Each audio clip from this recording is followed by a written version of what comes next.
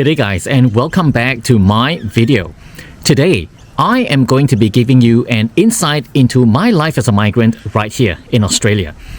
You see, Australia is going through a very severe skill shortage. So what they do is they fan out their skill requirements out into the world, and they invite migrants with the relevant skill that they need to migrate to this country. And this was how I came to live in this great southern land.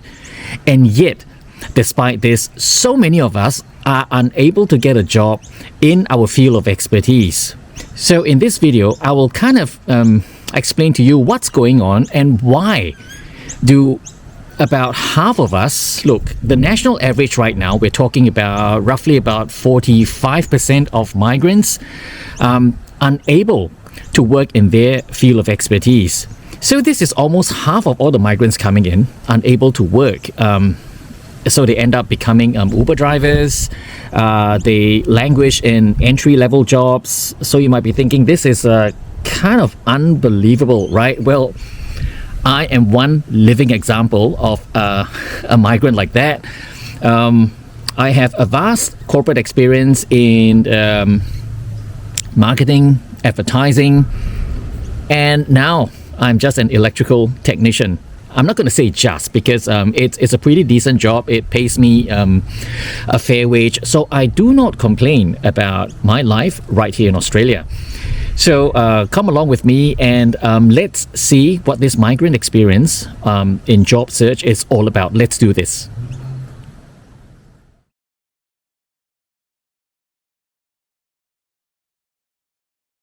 So anyway, we are now within the warm confines of my study because it's pretty cold today. So let's get this video started, okay? Now, let's start with what's going on in Australia. You see, Australia is a developed country. It's considered a first world developed country. So what that means is you have a graph and you have the people who are elders all the way down to the youngest. So the graph tapers down like this, which means you have a lot of older people and not enough young people to show up the people who are passing away. So Australians are not having enough babies, right? So if you don't have enough babies, you don't have enough births to kind of compensate for the people who are passing away. So this is a trend for a first world developed country, and this is what Australia is. So it is a shrinking population, which is why they need to accept migrants to show up the population and its economy. Because if you have more people dying, then you have more people coming into the world, giving birth, eventually who are going to be paying taxes, right? So that's why they need to accept a lot of migrants in to show up the population and its economy. So the problem with migrants coming in is everybody wants to go to Sydney and Melbourne, because I don't blame them, because that's where the jobs are. So when migrants come into Australia, the first thing they think about is, okay, let's go to Melbourne, let's go to Sydney. And if you've been to those two cities before, you'd see that those two cities are struggling to cope. The roads are bad. The traffic is bad. The public infrastructure is really straining because they just don't have enough enough area to hold all these people coming in. So these two cities are really struggling to contain its population boom because they're just not building enough infrastructure. And Australia being Australia, they have traditionally been very slow in infrastructure development. So despite being a first world developed country, the infrastructure, the general infrastructure in Australia is really, really bad compared to other first world nations. So this is the situation we're grappling with at the moment. So because of this, the federal government tries to redistribute the population, the migrant intake, the migrant population intake into Australia, and redistributes them around other parts of Australia. This is where a situation like mine comes in, because I came in on this visa called a regional sponsored visa. A regional sponsored visa means that you are obligated to live and work in a regional center other than Melbourne and Sydney, because they want you out of those two cities into other parts of Australia. So my video today asks specifically for migrants who have been channeled into Australia on this regional sponsored visa. Okay, so what this means is all these states, every year, every financial year, all these states, we have New South Wales, Victoria, Northern Territory, Western Australia, Tasmania, South Australia, all these different states and territory will feed back to the federal government in Canberra what skills do they need to develop their states, to bring their states forward into the future. So every year, the skill requirements change according to their needs. So for example, some of the perennial favorites of occupations that are needed are like doctors, nurses, accountants, physiotherapists. So when I applied to move to Australia around 2006 to 2007, a specific skill requirement for marketing and advertising came up for South Australia. It is very rare. It has never come before. So when that particular skill set came up, which is marketing and advertising in South Australia, I submitted my application because I've been wanting to move to Australia for a very long time, and I was looking for the right opportunity to do so. So when this particular skill set came up for South Australia, I submitted my application, and of course, eventually I got it. This is how I came to live in Australia, right? So all these different states and territory will channel their requirements to the federal government in Canberra, and from there, the federal government will craft their migration intake according to what these states require, and every year on the 1st of July, they will decide, okay, we will take X amount of migrants according to the different skill sets required. So in a nutshell, this is what skilled migration is all about.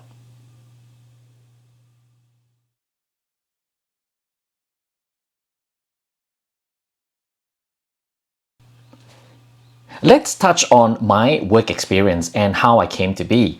When I began my working career, I actually started in the Air Force. So I'm an ex-military person. So I started in the Air Force, and because of that, it gave me the opportunity to be posted all around the world, really. And one of the postings was to Australia, and that was what kickstarted my desire to move to this country. So anyway, I knew that in order for me to come to Australia on this sort of skilled migration pathway, a military background is not going to cut it. So Australia was really at the back of my head. It was my plan B, really. So whether or not should I do it, should I not do it? So anyway, as I went through my career in the Air Force as an air traffic controller, that was what I did. It was a very stressful time in my life. I'm trying to direct planes here and there. So being an air traffic controller is not easy. So anyway, the next progression after I left the Air Force was I went to train in Singapore Airlines to be a pilot. So I actually flew for a bit, but unfortunately it was not meant to be. I didn't make it through the course. So I activated Plan B, which was to go into the corporate world to gather my corporate experience so I could kickstart my plan to move to Australia. So anyway, I went into marketing, project management, and who were my clients? So basically I was based in Singapore, and my clients were mainly in America, Europe, and South Africa.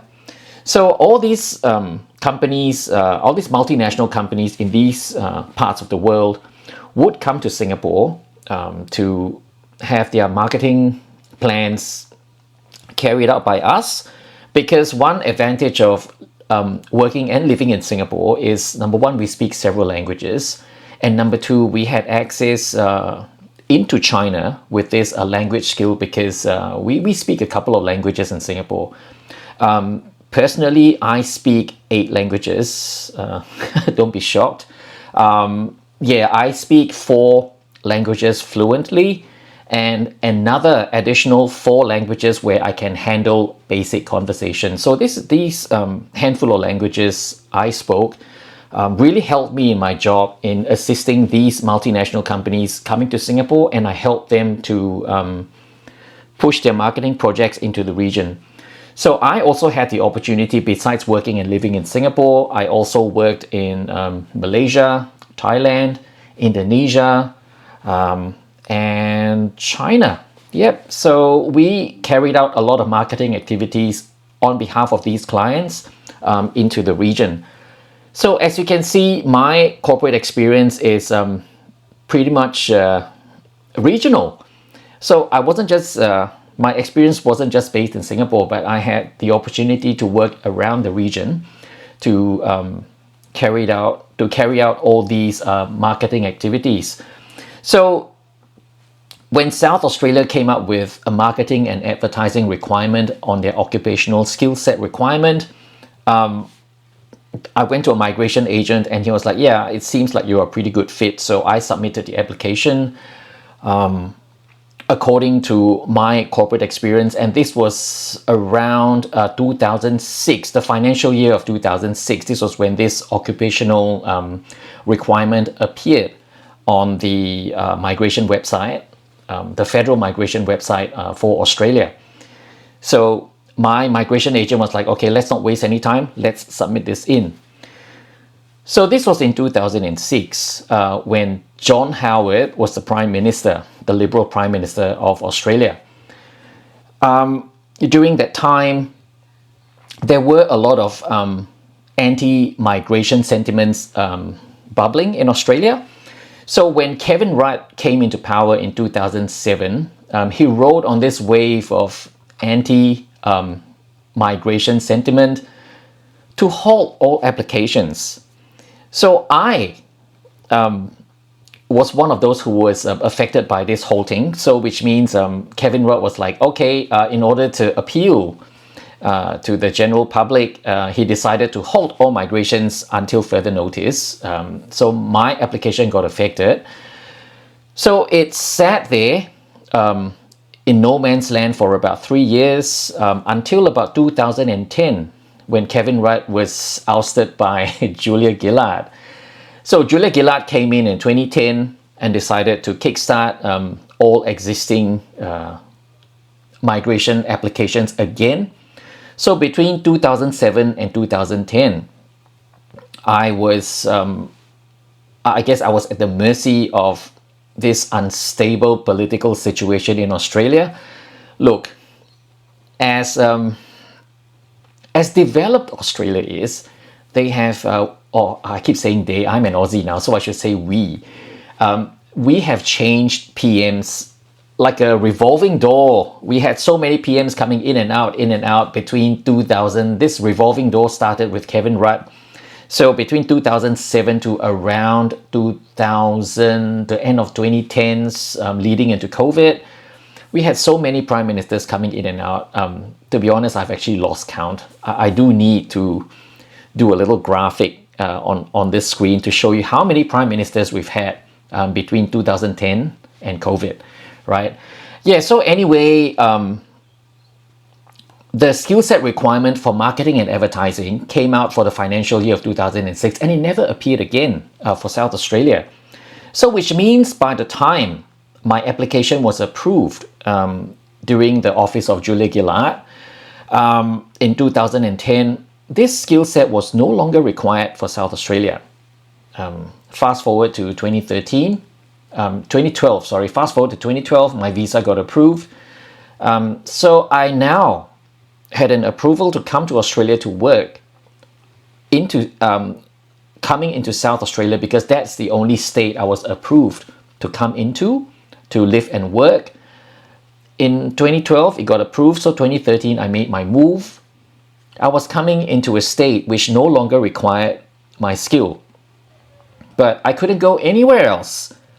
So you see this disjoint in what's required by the state and what the federal government is giving.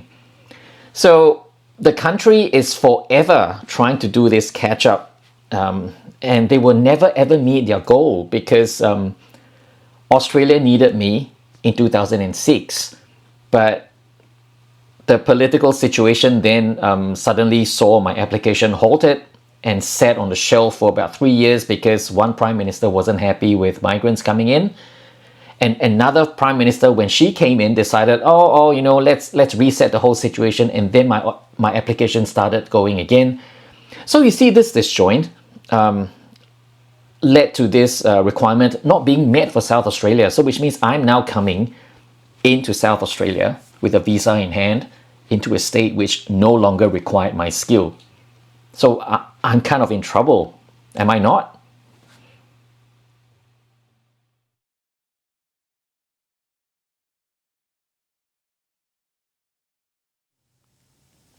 This is the portion of a migrant's journey where they fear the most, the actual job hunt. So anyway, I arrived into Australia, all idealistic and very pumped by the whole thing. So I was riding on adrenaline when I arrived. Because, being a migrant is a very, very exciting but equally stressful journey. And it is very difficult to put it into words how it feels like until you actually go through that journey yourself. So anyway, I arrived, and there are really 3 steps that are involved in this migration journey as a skilled migrant coming in on this regional sponsored visa.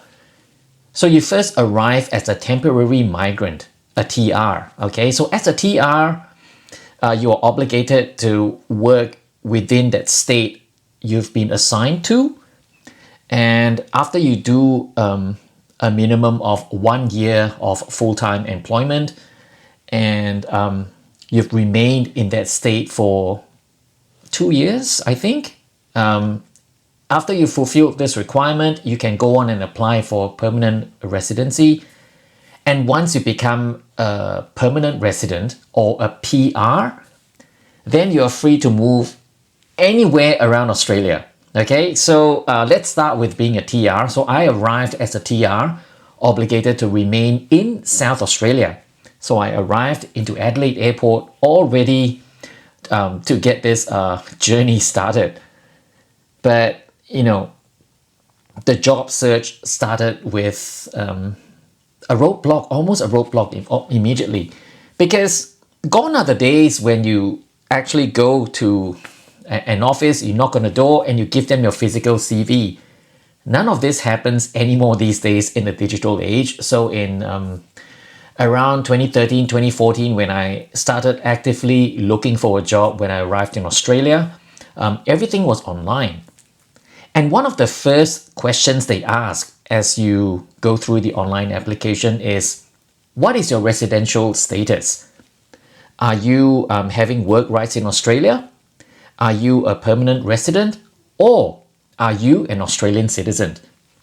So for people like me, coming into South Australia, I was in Adelaide then. Adelaide is the capital city of South Australia. So I was living in Adelaide, trying to apply for a job. And the first question they ask is, what is your residential status? So as soon as you select work rights, because I didn't want to lie, right? So as soon as I selected work rights, which means you are not a permanent resident or an Australian citizen, your application goes to the rubbish bin. Now, I know this for a fact because I've attended countless of networking events, because this is one thing you have to do, which is to go out and network when you arrive as a migrant, because that is really, really essential to get yourself out there, to get a feel of what the employment situation is like. So I attended countless of networking events, spoke to industry professionals, spoke to hiring managers as to what my challenges, what my potential challenges are, in trying to crack the job market here in Adelaide, South Australia. Yeah, so one of my first hurdles was my residential status. So as soon as you select anything other than PR or Aussie citizen, your application seriously goes to the bin. In a small city like Adelaide, employers are reluctant to hire temporary residents because there is a popular belief that temporary residents, once they get their permanent residence, which means once they get their PR, they leave Adelaide and they go to Sydney and Melbourne to further their career. So employers here are reluctant to hire TRs because they believe that we will run away. So that is one of the first major hurdles that you have to encounter.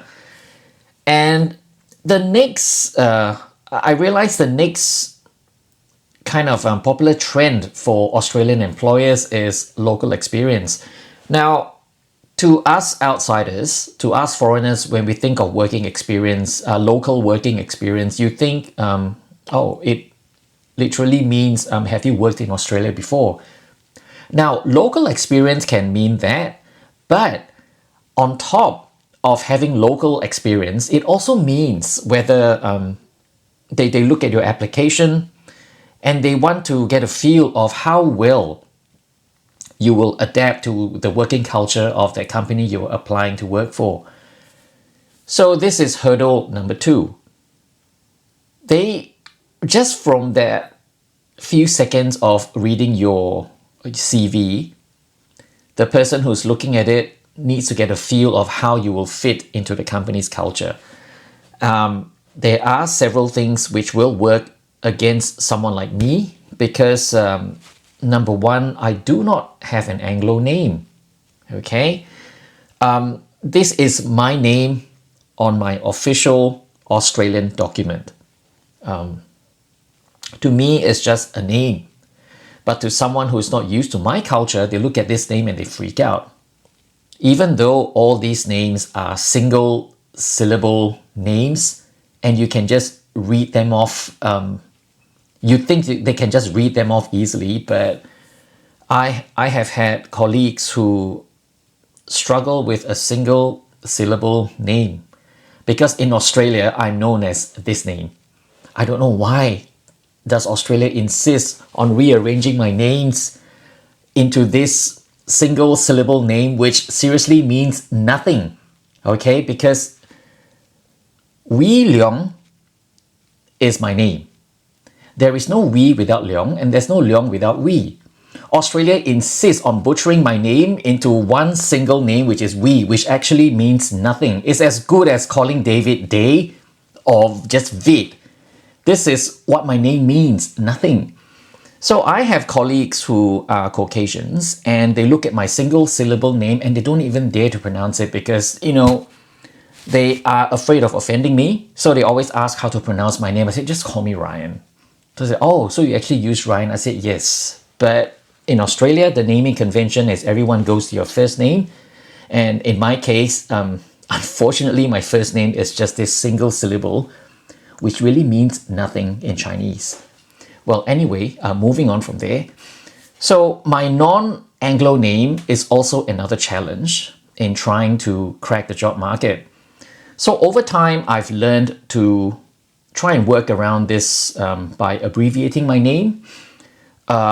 Eventually, my name became shorter and shorter and shorter to the point I was just using this. So by the time I shortened my name to just that abbreviation I'm showing you on the screen right now, only then did the interviews start trickling in slowly. It wasn't easy because it took about 7 to 8 months for that to happen. And even after I went for I don't know how many interviews I had, I sent out literally hundreds of applications. And I had maybe 3 interviews out of that hundreds of applications that I sent. So even after I went for the interview, I heard nothing. It's not saying that the jobs that I wanted weren't available.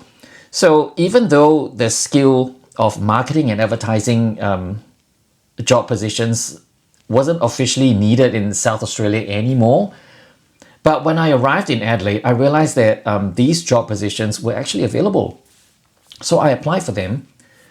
But because I didn't have local experience. I don't know. I was somehow it was somehow decided that I wasn't suitable for the job, even though I went for 3 interviews. Yeah, so this lack of working experience does come back to bite you. So this is a catch-22. How am I supposed to get local experience if I don't get a job? But I can't get a job because I don't have local experience. So you see the catch-22 there? So in order to make ends meet, I actually worked as a waiter. This was really tough, right?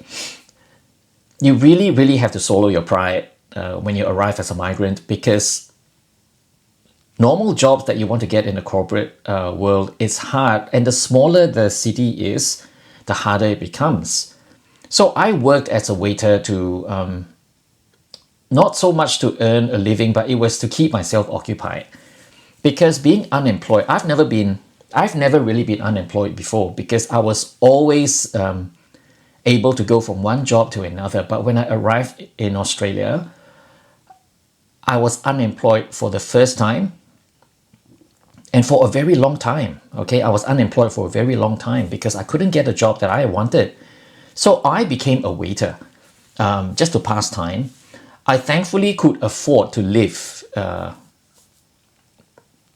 on my savings, and being a waiter helped because it helped to stop the outflow of money, because when you work as a waiter, your meals are provided for every time you work. So I could live relatively comfortably as a waiter while I was trying to look for a job.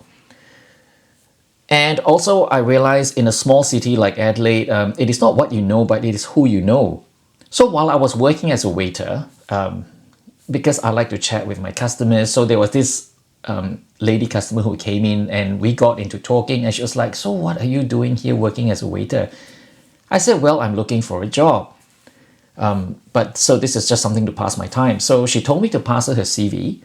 It turns out she was a VP working in a bank.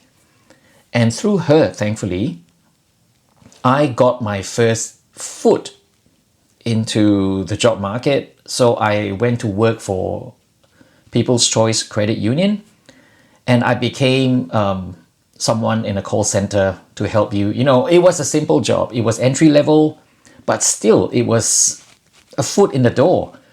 So I went in there, worked in a call center. So I was helping people to manage their bank accounts, to change their passwords, stuff like that, simple stuff. But it was still a very entry level position. I was just so thankful that I met her, and she got me into the bank to work in the call center. So that was how I started my work experience here in Australia.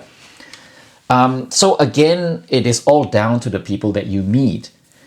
So as time wore on, to be honest, I became very disillusioned with my journey in Australia. I was like, shit, I spent all that money. This visa cost me about $25,000. So I spent all that money to come to Australia to work in an entry-level job. And I'm like, what the hell am I doing here? So I really became a bit disillusioned, to the point I had to leave Australia for a while. So during that time away from Australia, it forced me to reset my thinking, because this situation has really forced me to semi-retire, which is not by choice, but it is because of the situation. It is circumstantial. So I had no choice but to semi-retire because of what was happening here in South Australia. So eventually I got my PR, and I was still a little disillusioned about what was I going to do moving forward. So which brings me to the next portion of this video about your mindset and your mental health.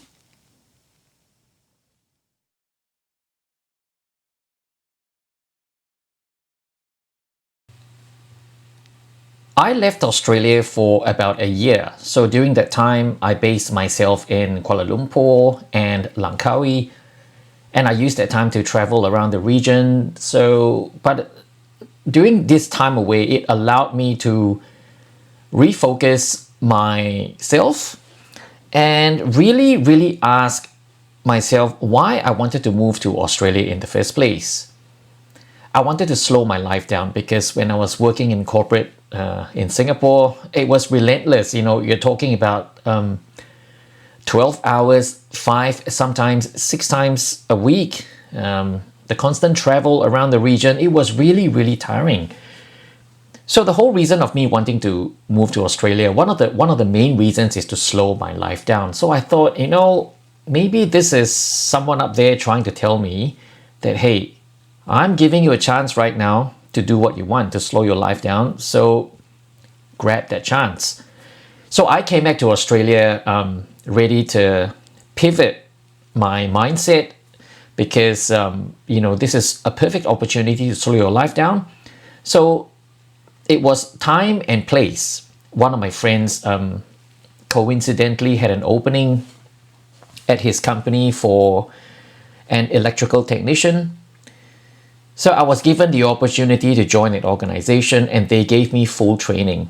Even though I am not a qualified electrician, I'm able to handle simple tasks right up to a certain point, and then a qualified electrician takes over.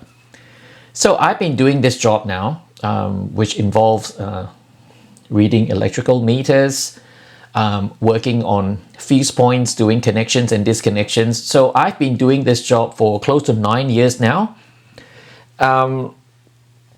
It's given me a fairly comfortable wage, so I'm able to live rather comfortably.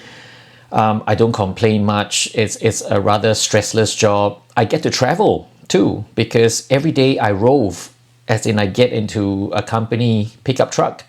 We call it a ute in Australia, which means utility vehicle.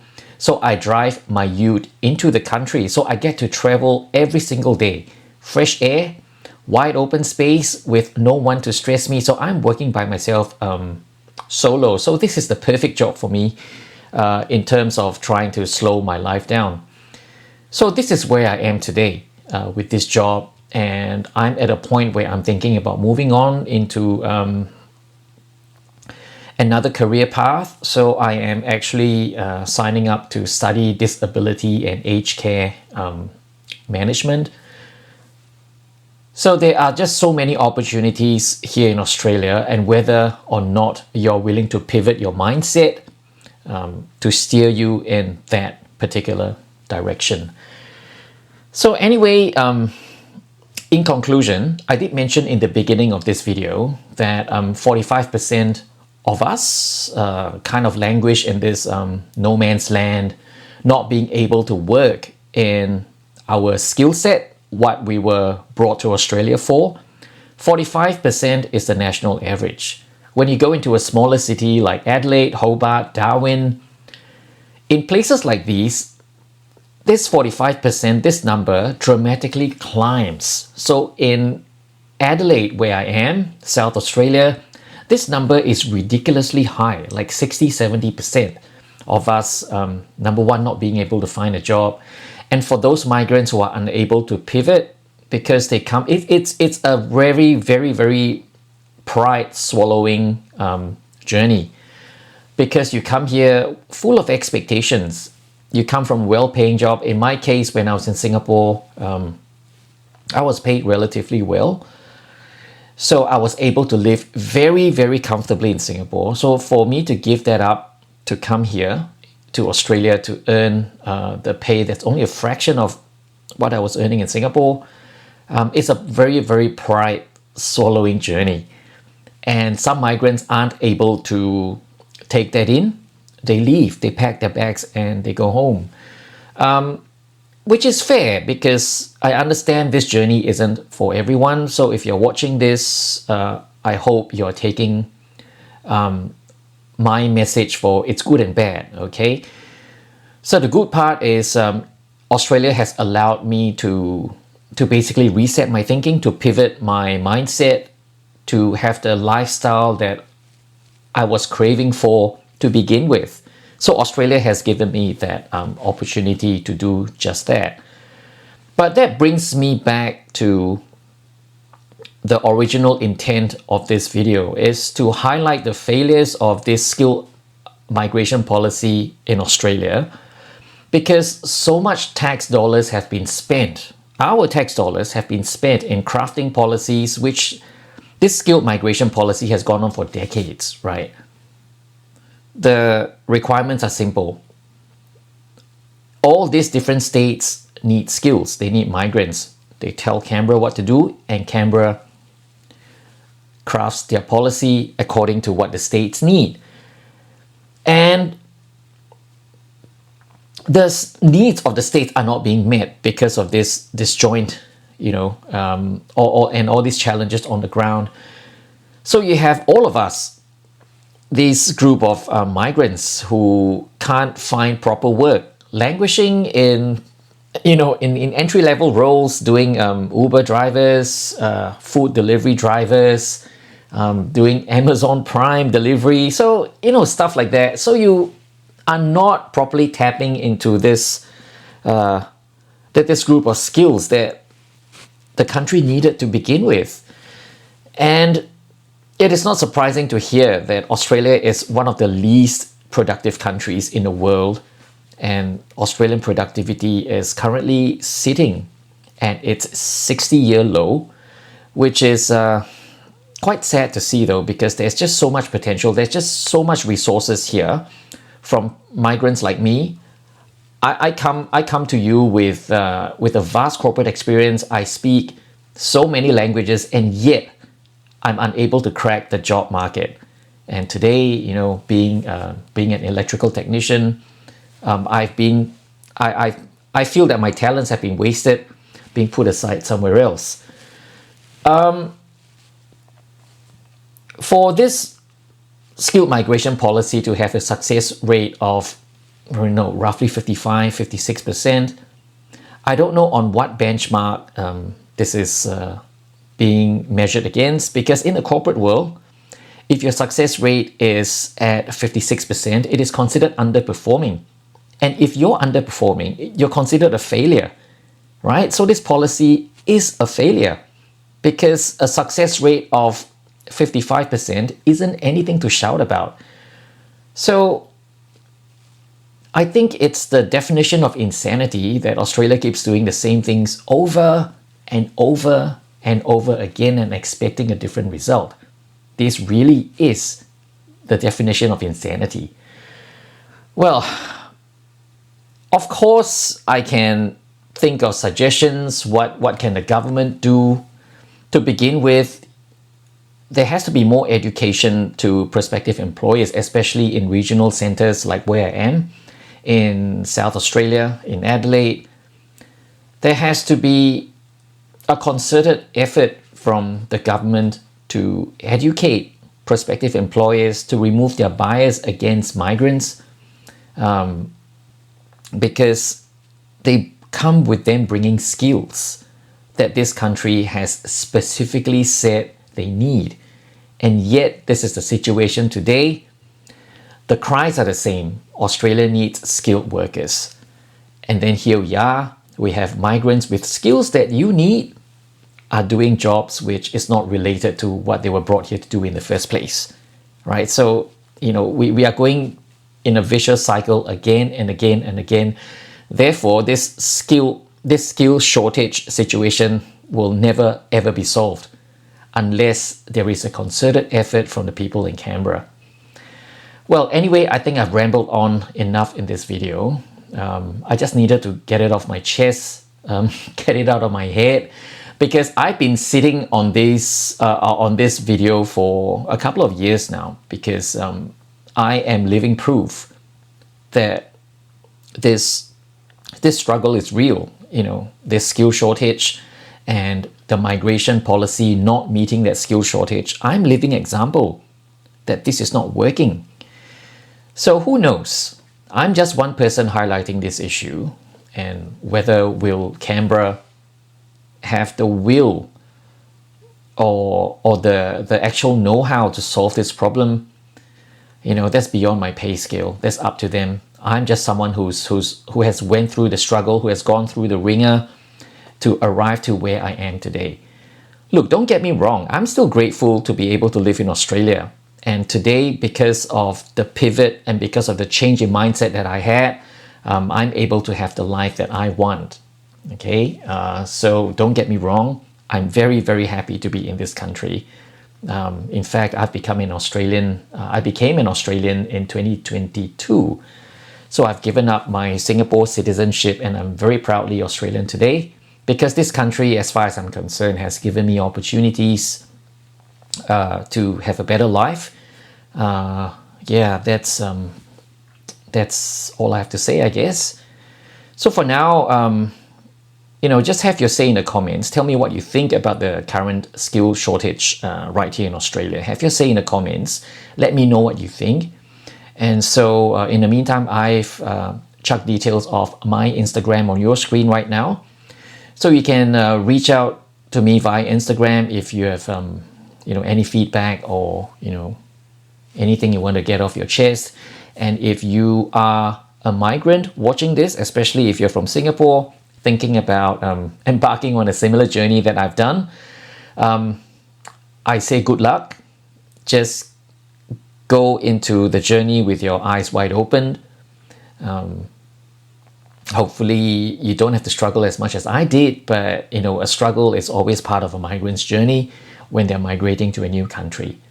So until then, take care all of you, and I will see you for my next video. Bye.